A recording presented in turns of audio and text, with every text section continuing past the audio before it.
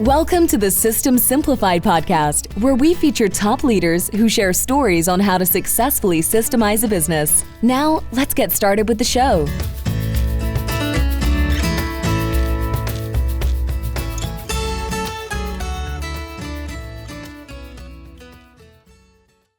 Hello, Adi Klevit here, the host of the System Simplified podcast, where I feature top founders, entrepreneurs, and thought leaders about systematizing a business. And today's episode is being brought to you by Business Success Consulting Group, where we create, document, optimize, and implement processes and procedures so businesses can grow and thrive. And today's guest is Reed Nyffeler. Hi, Reed. Hello, Eddie. It's great to have you on this podcast. Thank you. Yes, I'm looking forward to the conversation. Absolutely. So first of all, let's start by introducing you. So here's your bio. So Reed, you're a lifelong entrepreneur with a passion for developing the next generation of leaders, finding solutions and implementing growth strategies. You're the CEO and founder of Signal, a fast-growing, industry-leading security services franchisor with a mission to provide peace of mind to pursue passion in life. You're also the founder of FilterGo, a national HVAC filter replacement service designed to simplify air care for businesses, and Frame Brand, a franchise development company that helps franchise brands scale more effectively. You're the author of Lead Exponentially and Transform Through Purpose, Your Path to Living an Authentic and Intentional Life. You're grounded in faith. You have learned to identify your priorities and live with purpose in every area of your life. Well, that sounds like it. Yeah, and you carefully balance your professional aspirations with time spent enjoying and connecting with your happy, thriving family of 6. So, Reed, definitely an entrepreneur. You have your purpose, true to the purpose, and following it. So obviously, you're accomplishing what you have accomplished in life, which is incredible. Yeah, thank you. Yes, it's just a journey. And I think, as with any bio, it's just really teeing up ways that we can help the audience. I mean, I'm not here for my own purposes, but for the development of their purposes, right? As I'm sure that's what your business is built upon. And, the world is a better place when we all help each other progress forward to serve others better. And that's really what the intent of this podcast is, I hope. Absolutely. That's what we are here for, is to help entrepreneurs grow and thrive and become better. So let's talk about your first company. All right. So that will be Signal. So tell us a little bit about Signal and how do you help entrepreneurs through Signal?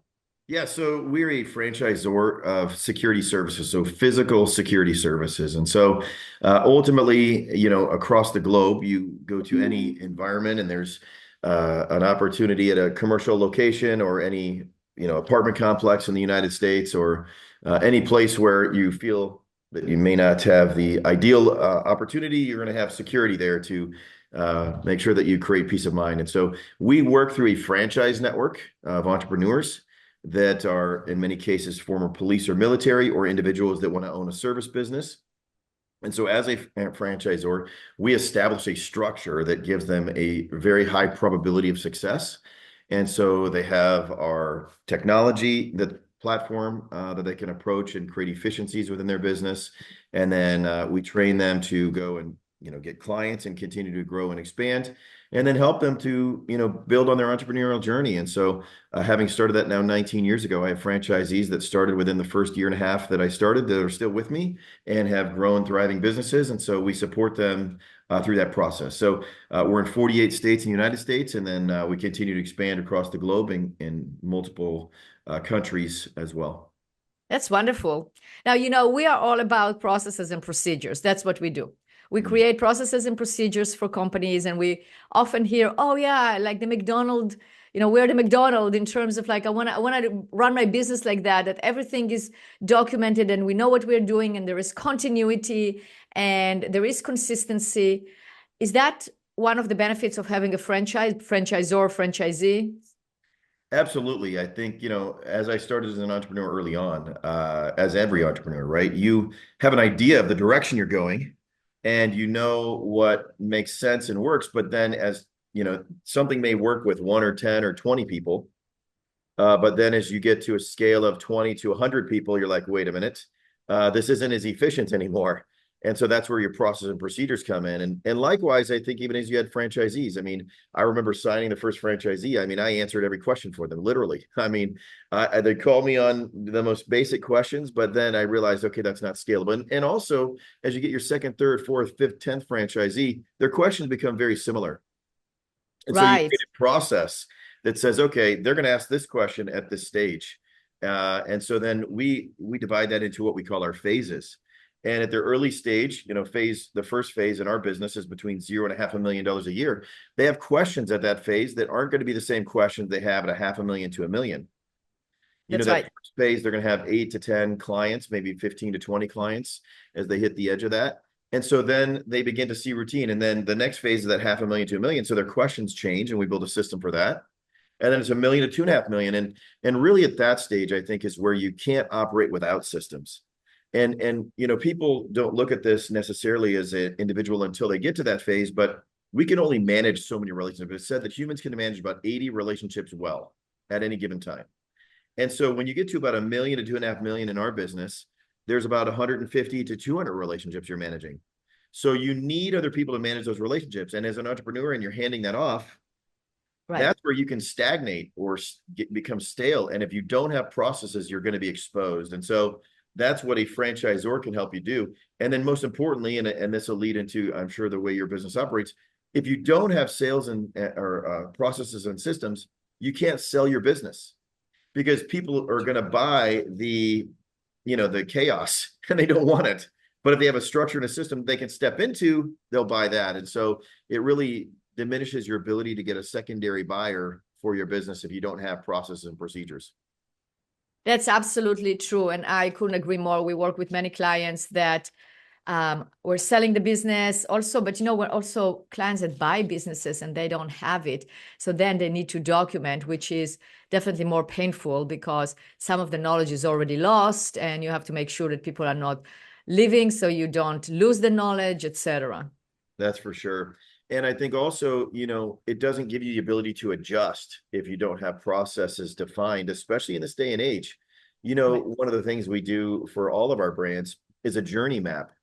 And that's a customer journey map. And so, if the entry level customer and even a specific profile of a customer, right? Those are evolving. Buying trends evolve. And if you have It a does. documented process, you can adjust that as you see that evolution, right? An example of things that are evolving now is really the advent of digital ads developed by AI. So if you have a very expensive traditional development in ads and or have expectations that the ads are going to be as received as they were 10 years ago, it's kind of a misnomer because now there used to be a single platform. Go back 50 years ago, it was, TV was your primary platform or radio Right. or mailers. Now, which TV platform are people going to? Which streaming platform? So you can't do your traditional TV commercial and expect the same returns. And so that doesn't mean that you don't need to advertise. That means what is our journey? How do we map that process? And where is our primary audience? And what is the subset of our primary audience, right? Buyer profiles have evolved. And so those are all the reasons for journey mapping. And if you have that process documented, you can go and make a minor adjustment in the process because your messaging might be appropriate. It's just where are you placing that. So those are all the things that are important about documenting a process that can lead into really continuing to evolve as a business in the present day and age. I agree, and journey mapping is so important. We do it for each one of our clients because, as you said, that's where you can evaluate and the changes of the environment, not necessarily your internal changes, are so big that you have to adapt to that every single time. You have to, not necessarily adapt to the changes, but take the changes and put it into the journey map, make sure it aligns. It's a very good point that you're bringing up here in terms of AI, because I hear the saying, oh, well, AI can just document my processes, right? Or AI create the processes. What do you think about that? No, I mean, I think if you are an owner, and I think here's the thing with AI. There are things that are very routine that are inefficient for that anyone can do. But AI is essentially only going to be above average. That's how the algorithm works. It takes everything that's above average and just kind of melds that into that, but it takes away the exceptional. Because the exceptional is what drives averages above higher, right? So if you want your business to be exceptional, if you want to be exceptional, right, then you should use AI to do the organization of the content. Maybe it can do your bullet points, it can drop it so it's easier to read and maybe easier to follow.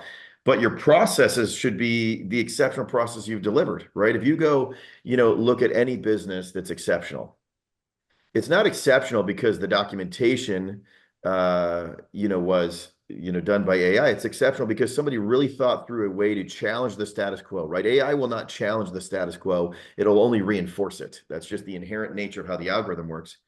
And so if you want something that's exceptional, I believe you have to do that yourself, right? And so, however, there are systems that can be deployed that are routine. It can take away grammatical errors for you. It can take away how to structure the content so it's not run on sentences. It can do indentation for you and things of that nature to accelerate those items that are time consuming and just, kind of table stakes to put together processes. So, but I would say go through and think through, because the value of humans are our intuition, right? If we take away our intuition by leaving that up to AI, we've really lost the exceptional value that we can offer, and that's experience. So I would say it's a blended value, but definitely don't lean too heavily on it to take away the value of intuition. Makes sense.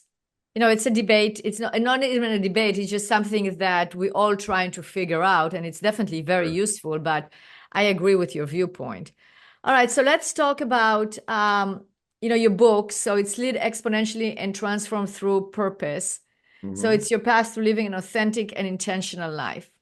So what would you say is the main point in terms of living an exceptional life or authentic and intentional life?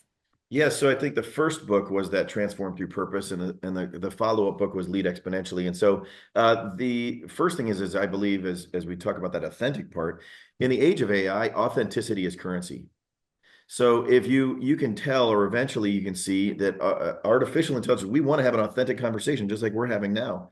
And so that's the first part. If we're authentic, we're going to draw people in because it's different, right? As opposed to what is artificial that we see now everywhere, right? You mean And like, I'm not going to compliment you. Wow, Reed, you are so smart. Spot on saying that. Yeah, right. It's not authentic because, obviously we haven't been able to get to an established relationship over years.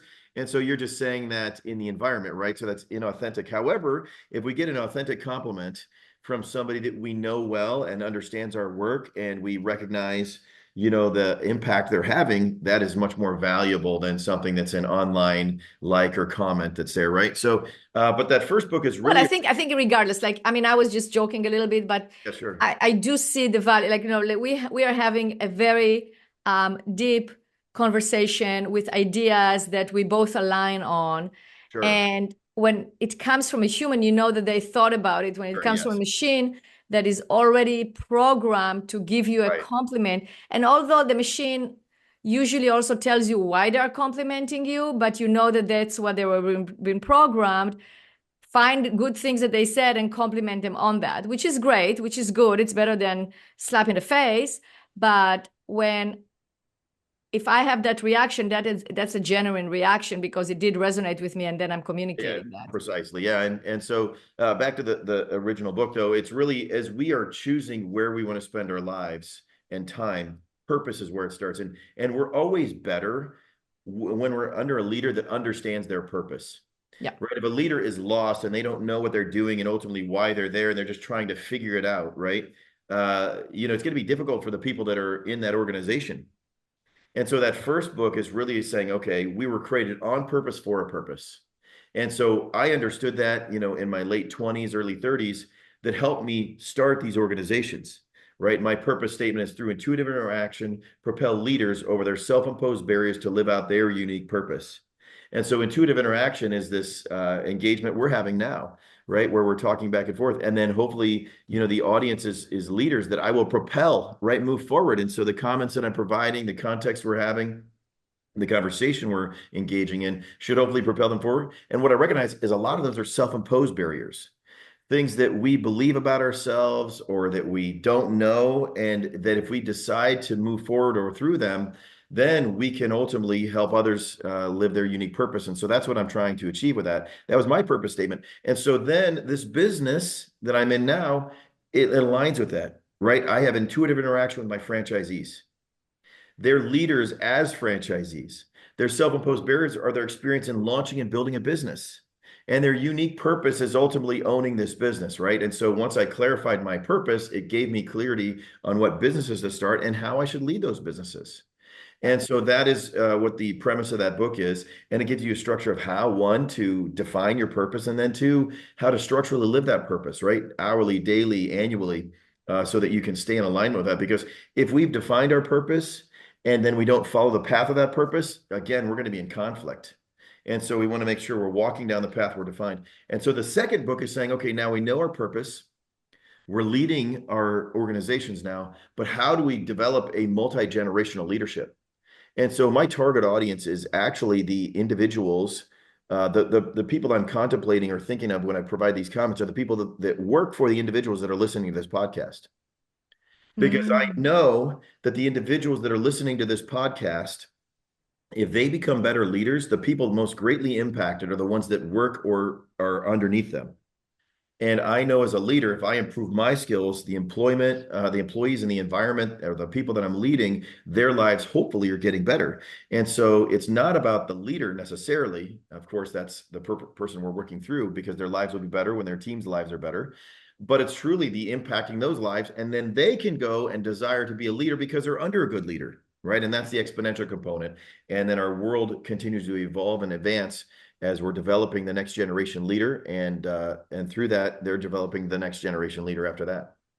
Absolutely. I agree. That is definitely a very insightful way on how to lead.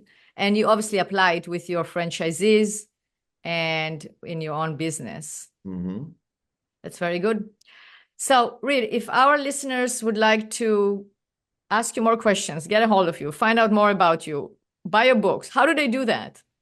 Yeah, they can go to readnyffeler.com, or they can buy the books on Amazon as well. I think another point that I think is important to understand too is, I look at the total general audience, and it's important that the FilterGo brand that we talked about before is for that next generation leader.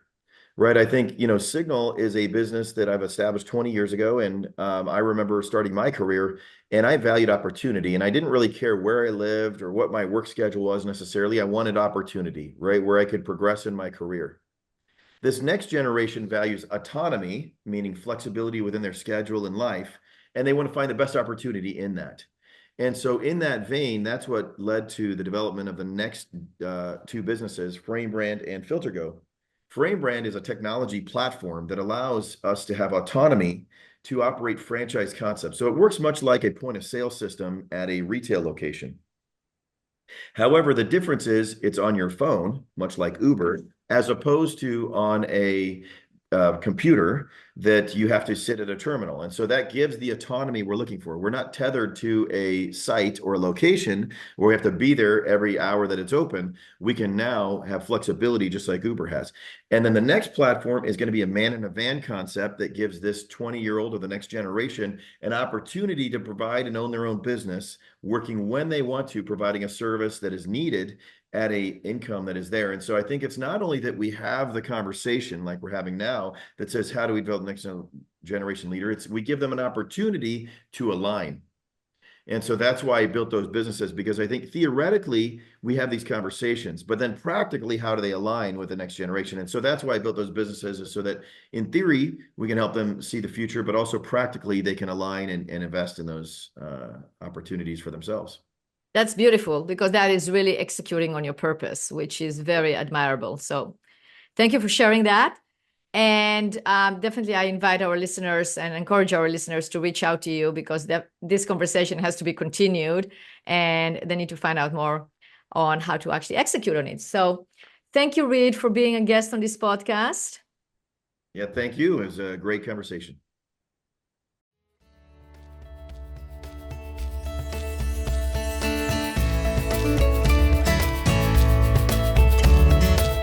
Thanks for listening to the System Simplified podcast. We'll see you again next time, and be sure to click subscribe to get future episodes.